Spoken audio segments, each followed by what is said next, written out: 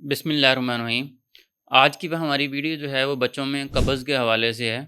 पहले भी हमने इसके ऊपर एक वीडियो की थी, उसमें हमने ज़िक्र किया था कि बच्चों को जो है वो फ़ाइबर वाली डाइट्स दें। तो बहुत सारे पेरेंट्स ने पूछा है कि वो कौन-सी फ़ाइबर वाली डाइट्स हैं जो हम दें, जिससे बच्चों को कब्ज़ का मसला हल हो जाए। याद रखें कि बच्चों में कब्ज़ के मसले के लिए हम बहुत ज़्यादा सिरप भी नहीं देते।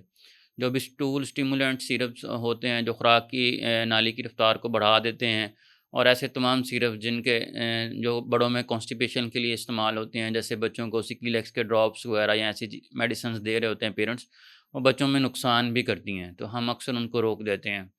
या कुछ पेरेंट्स कहते हैं कि हम वो भी दे रहे हैं तो उनका कोई भी फ़ायदा नहीं हो रहा। तो इस उसका फ़ायदा क्यों नहीं हो रहा होता, या कॉन्स्टिपेशन के सिरप्स के बगैर फिर कॉन्स्टिपेशन का कैसे हल किया जाए? उसकी एक सबसे बड़ी वजह ये होती है कि जो हमारे बच्चे हैं उनकी खुराक में जो फ़ाइबर की अमाउंट होती है वो बहुत ज़्यादा कम होती है।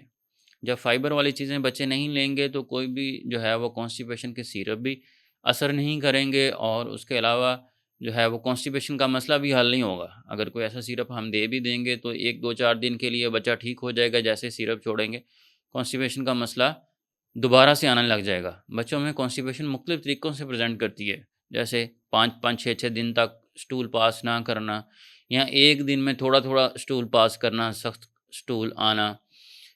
और ये फिर जो कॉन्स्टिपेशन होती है अल्टीमेटली बच्चे की जो डाइट है उस पे भी असरअंदाज़ होती है, और बच्चे की जनरल हेल्थ के ऊपर भी असरअंदाज़ होती है। तो आज की हम वीडियो में ऐसी तमाम डाइट्स के बारे में ज़िक्र करेंगे जो कि बच्चों को अगर आप दें तो उनके कॉन्स्टिपेशन का मसला जो है वो हल हो जाएगा। उन तमाम डाइट्स के बारे में ज़िक्र करने से पहले आपको एक टिप देते जाएँ कि बच्चों को कब्ज़ से बचाने के लिए या बच्चों को पानी का इस्तेमाल ज़्यादा करवाएँ, हाइड्रेशन उसकी अच्छी रखें। छोटे बच्चे होते हैं, खेल-कूद में मसरूफ़ रहते हैं, पानी खुद से ज़्यादा नहीं पीते, तो आप बच्चे को टाइम सेट करके और बच्चे को दिन में 3 से 4 मरतबा, 5 मरतबा बच्चे को खुद आप पानी ऑफ़र करें। और इसके अलावा रिफाइंड्स जो हमारी फूड्स हैं, आप उनका इस्तेमाल बच्चे में कम करें। ज़्यादा जो है वो नेचुरल फूड दें, बजाय इसके कि रिफाइंड फूड्स दें। अब हम उन डाइट्स की तरफ चलते हैं जो कि कब्ज़ में बहुत ही ज़्यादा कारआमद है। सबसे बेहतरीन और कॉमन जो है, जो इंटरनेशनल भी यूज़ होती है, वो के बच्चों में प्रून जूसेस का इस्तेमाल किया जाता है। प्रून जूसेस या प्रून एक्सट्रैक्ट निकाल के एक बच्चों का सिरप भी बनाया गया है। प्रूलेक्स जूनियर के नाम से सिरप आता है। अच्छे अक्सर जो हैं वो पीडियाट्रिशियन जो हैं वो इसका इस्तेमाल करवाते हैं बच्चों में, और कॉन्स्टिपेशन से रिलीफ़ भी हो जाता है। अगर वो आप सिरप नहीं देना चाहते, या अपने घर पे अगर उसको आप प्रून जूसेस को पिलाएँ तो ज़्यादा फ़ायदेमंद है। वो कैसे बनाए जा सकते हैं? ड्राइड जो है वो आलू बुखारा आप लेके उसका जूस बना के दें। जो और इसके अलावा ड्राइड जो हमारे पास ये किशमिश मिलती है, इसको पानी में भिगो के इसका इस्तेमाल बच्चे में कराएँ। इन चीज़ों में सॉर्बिटॉल होता है। सॉर्बिटॉल हमारे पास एक ऐसा कार्बोहाइड्रेट है जो कि लैक्सेटिव के तौर पे काम करता है। नेचुरल लैक्सेटिव भी इसको कहते हैं। अगर आप इसका इस्तेमाल ज़्यादा करवाएँगे बच्चों में तो ये ऑटोमैटिकली लैक्सेटिव का काम करते हुए बच्चों का कॉन्स्टिपेशन के मसले को बहुत बेहतर कर देगा। दूसरा जो आपने फ्रूट इस्तेमाल कराना है बच्चों में, वो बहुत कॉमन एप्पल, एप्पल विद पील। आपने जब भी बच्चे को सेब खिलाना है तो छिलके के साथ खिलाएँ। जो कि एप्पल का छिलका होता है वो इनसॉल्युबल, उसमें फाइबर्स होते हैं, वो जज़ब नहीं होते जिस्म में। तो उससे क्या होता है कि वो कब्ज़ जो है वो उसको स्टूल को सॉफ्ट करने में बहुत ज़्यादा हेल्प करते हैं, और बच्चे को कब्ज़ का मसला जो है वो इन एप्पल विद जो है पील छिलके के साथ अगर आप अपने बच्चे को सेब खिलाएँगे तो इससे भी आपके बच्चे का कब्ज़ का मसला हल हो जाता है। तीसरे नंबर पे अगर हम बात करें तो पपाया, पपीता। बच्चे को आप पपीता खिलाएँ, पपीता में क्या होता है कि उसका जो गुद्दा होता है, उसका जो आप लेंगे, उसमें डाइजेस्टिव एंजाइम्स होते हैं। वो ये वैसे बच्चे की कॉन्स्टिपेशन रिलीव करने के लिए भी बहुत कारआमद होता है। इसके अलावा बच्चे का जो निज़ाम है, जो डाइजेस्टिव सिस्टम है, उसको भी बेहतर करता है। बच्चे की भूख भी बेहतर हो जाती है, और इसके अलावा जो उल्टी बच्चे को अगर बार-बार आ रही है, या खुराक की नाली का कोई भी मसला है, तो बहुत सारे मसले आप अपने बच्चे को पपीता खिलाने के साथ उसको आप हल कर सकते हैं। अब उससे अगली हम अगर बात फूड का ज़िक्र करें, तो ओट का दलिया जो होता है, जौ का दलिया है, वो आपने इस्तेमाल करवाना है। बहुत ज़्यादा फाइबर्स होते हैं इसमें।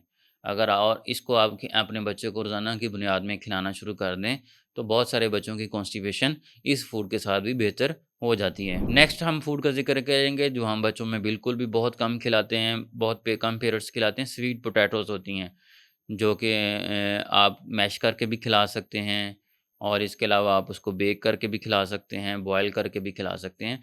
स्वीट पोटैटोज़ यहाँ के शकरकंदी का इस्तेमाल बच्चे में कराएँ। इसमें फाइबर्स भी होते हैं, इनसॉल्युबल जो उसमें कार्बोहाइड्रेट्स वो भी होते हैं और ये बच्चे के स्टूल को सॉफ्ट कर देते हैं। स्टूल सॉफ्ट होगा तो कॉन्स्टिपेशन बच्चे की रिलीव हो जाती है। इसके अलावा बच्चे में नाशपाती का इस्तेमाल करवाएँ, उसमें भी सॉर्बिटॉल्स और फाइबर्स होते हैं, जो कि बच्चे के स्टूल को सॉफ्ट करते हैं। अगर आखिर पे बात करें तो हम अपने बच्चों को सब्ज़ पत्ते वाली सब्ज़ियाँ जैसे कि पालक है वो इस्तेमाल कराएँ। पालक में फाइबर्स भी बहुत ज़्यादा होते हैं और मैग्नीशियम भी होती हैं। ये दोनों चीज़ें जब मिलती हैं तो मिल के जो खुराक की नाली में से पानी जो है ना वो वह एक्सट्रैक्ट करती हैं और स्टूल को सॉफ्ट करती हैं और बल्की करती हैं, जो कि फिर बच्चा आसानी से स्टूल को पास कर लेता है। ये तमाम चीज़ें हैं अगर आप अपने बच्चों की खुराक में शामिल करेंगे तो इंशाल्लाह आपको किसी भी किस्म की दवाई देने की ज़रूरत नहीं पड़ेगी और बच्चा 2-4 दिन में 5 दिन में आहिस्ता-आहिस्ता उसकी कॉन्स्टिपेशन रिलीव हो जाएगी और रोज़ाना की बुनियाद पे स्टूल पास करना शुरू कर देगा। इन तमाम चीज़ों के साथ अपने बच्चे की पॉटी ट्रेनिंग करवाएँ, उसका एक टाइम फ़िक्स करें, उस टाइम पे अपने बच्चों को लाज़मी आप जो है ना वो स्टूल के लिए लेके जाएँ। बहुत सारे अक्सर ऐसे होता है कि बच्चे जो हैं फंक्शनल कॉन्स्टिपेशन का शिकार हो जाते हैं कि मोबाइल टीवी में मसरूफ़ रहते हैं या दूसरे कामों में मसरूफ़ रहते हैं तो स्टूल पास नहीं करते। ज़्यादा देर तक स्टूल को रोक के रखते हैं जिसकी वज़ह से स्टूल ड्राई हो जाता है, पखाना ड्राई हो जाता है, सख्त हो जाता है और फिर उनको पास करते हुए पेन होती है तो वो स्टूल पास करने नहीं जाते। तो इसलिए आप बच्चे की अपनी पॉटी ट्रेनिंग भी कराएँ, बच्चे की खुराक में फ़ाइबर वाली चीज़ें भी ज़्यादा रखें और बच्चे की हाइड्रेशन भी अच्छी रखें। इन तमाम चीज़ों के साथ आप बगैर किसी मेडिसिन के साथ भी अपने बच्चे की कॉन्स्टिपेशन का जो पुराना मसला है वो हल कर सकते हैं।